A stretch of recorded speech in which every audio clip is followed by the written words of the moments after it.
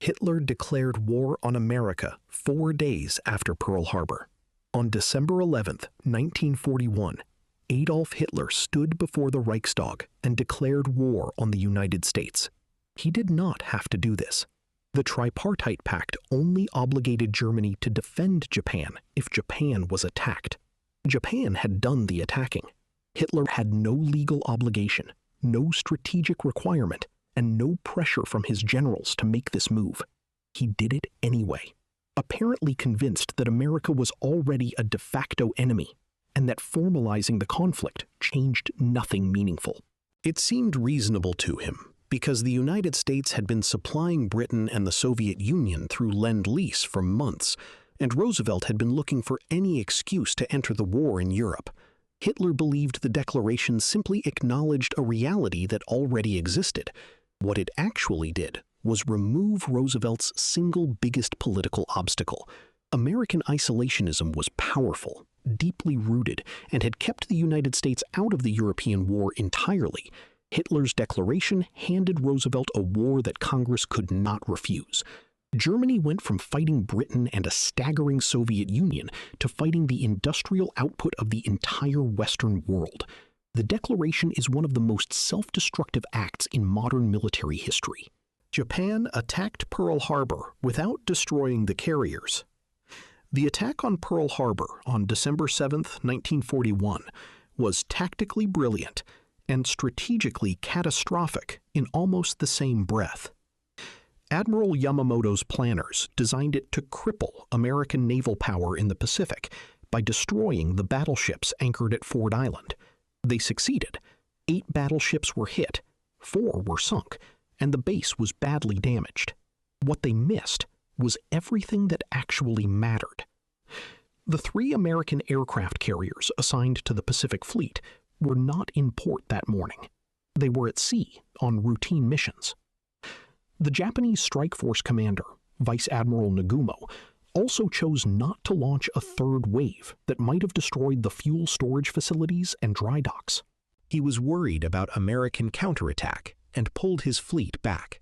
At the time, this seemed like sound caution.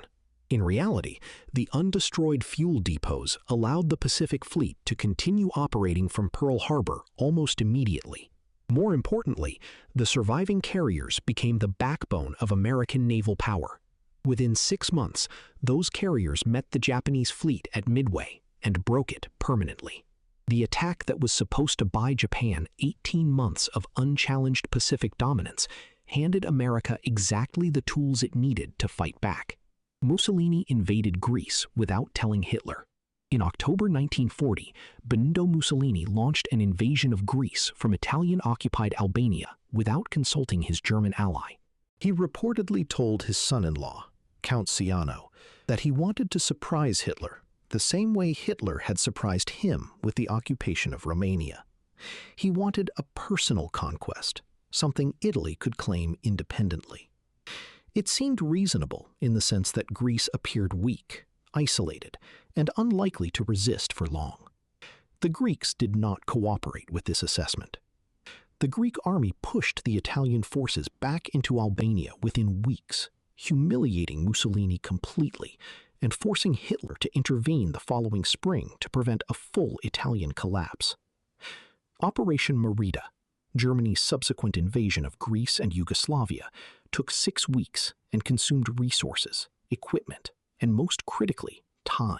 Historians have argued ever since about exactly how much this Balkan detour delayed Operation Barbarossa, the invasion of the Soviet Union. The delay was at minimum 3 weeks, possibly more. The German advance into the Soviet Union began in late June instead of mid-May. When the Wehrmacht reached the outskirts of Moscow in November, they ran directly into the Russian winter with summer uniforms and engines that seized in the cold.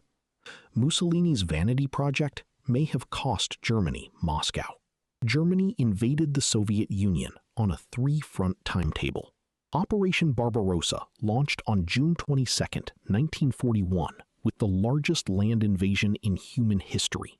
The plan assumed the Soviet Union would collapse within 8 to 10 weeks. German military planners pointed to the Red Army's catastrophic performance against Finland in 1939, Stalin's purge of his own officer corps, and the speed of the French collapse in 1940 as evidence that the Soviets could not sustain organized resistance. This was not an unreasonable reading of the available evidence. What the planners did not account for was Soviet depth, Soviet manpower, and Soviet willingness to absorb losses that would have ended any Western nation's war. The Wehrmacht destroyed entire Soviet armies, captured millions of prisoners, and advanced hundreds of miles. And still the front did not collapse. When the advance finally stalled outside Moscow in December 1941, Germany had no winter strategy, no winter equipment, and no plan for a second year of fighting.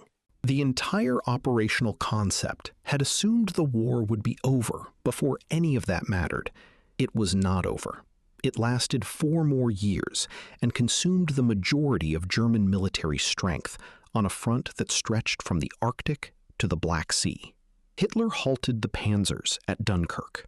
In late May 1940, the German armored spearheads had driven the British Expeditionary Force and large elements of the French army into a shrinking pocket around the port of Dunkirk. The panzers were close enough to close the trap entirely. Then Hitler issued his halt order on May 24th, stopping the armored advance for 2 days and allowing the Luftwaffe to finish the job instead. At the time, this seemed defensible. The panzer commanders were outrunning their supply lines. The terrain around Dunkirk was marshy and poor for armor, and Goering had personally promised Hitler that his air force could destroy the pocket from above. The Luftwaffe failed. Over 9 days, the British evacuated approximately 338,000 soldiers from the beaches.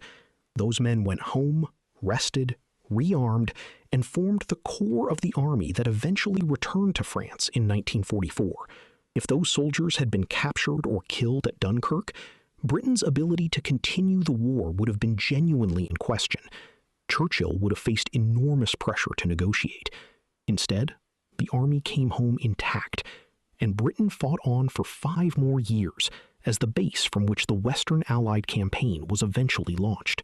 Japan chose to advance south instead of west. After the early victories of 1941 and 1942, Japan faced a strategic choice about where to direct its expanding empire. The army favored pushing north and eventually confronting the Soviet Union.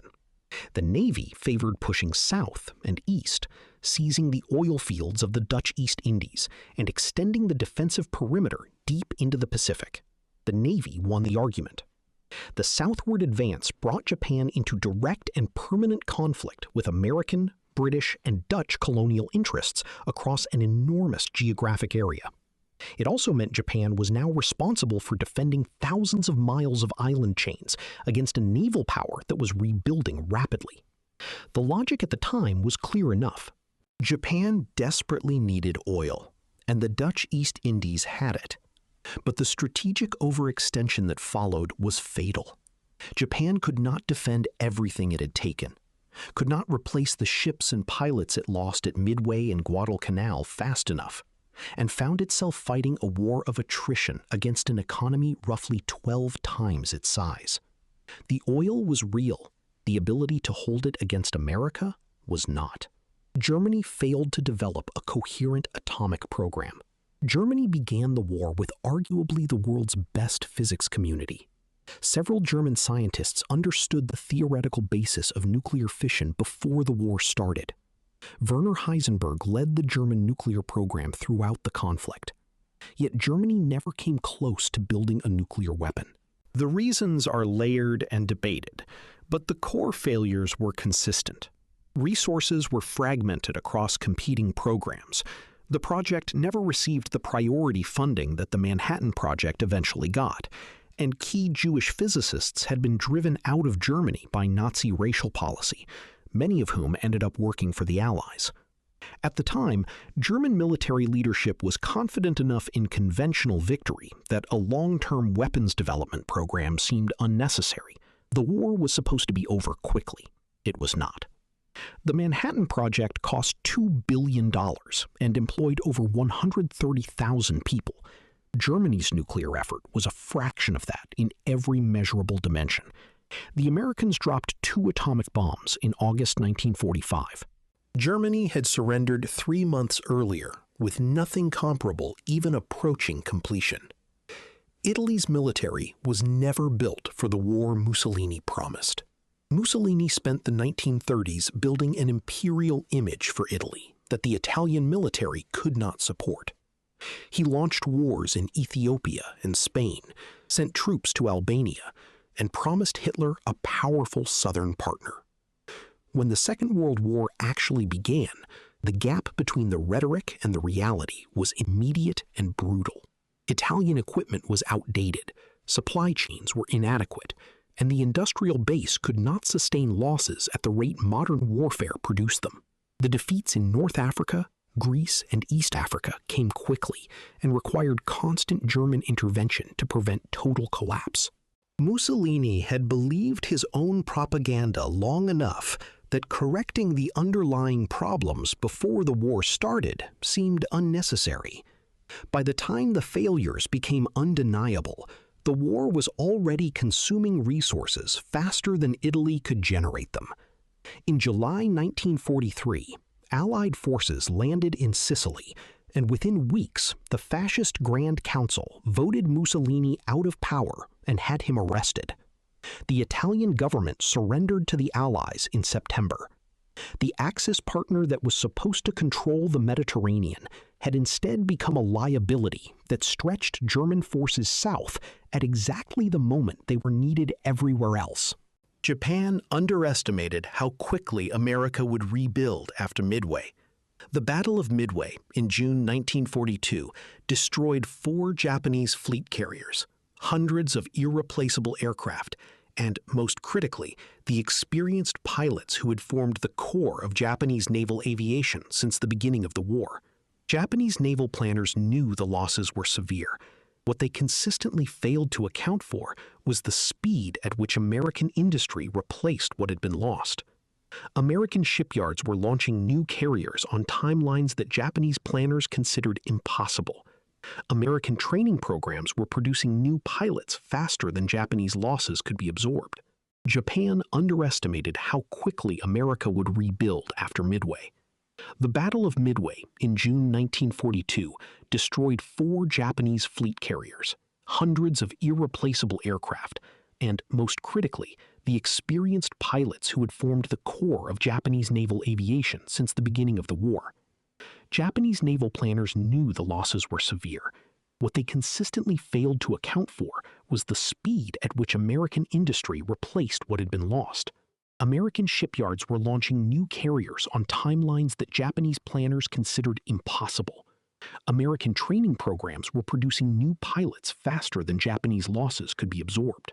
Japan had entered the war, assuming a short, decisive conflict that would end in negotiation before American industrial power could be fully mobilized. That assumption was wrong from the beginning, and Midway proved it permanently. After Midway, Japan was fighting a defensive war against an enemy that grew stronger every month, while Japan grew weaker. The admirals who planned Pearl Harbor had understood this danger.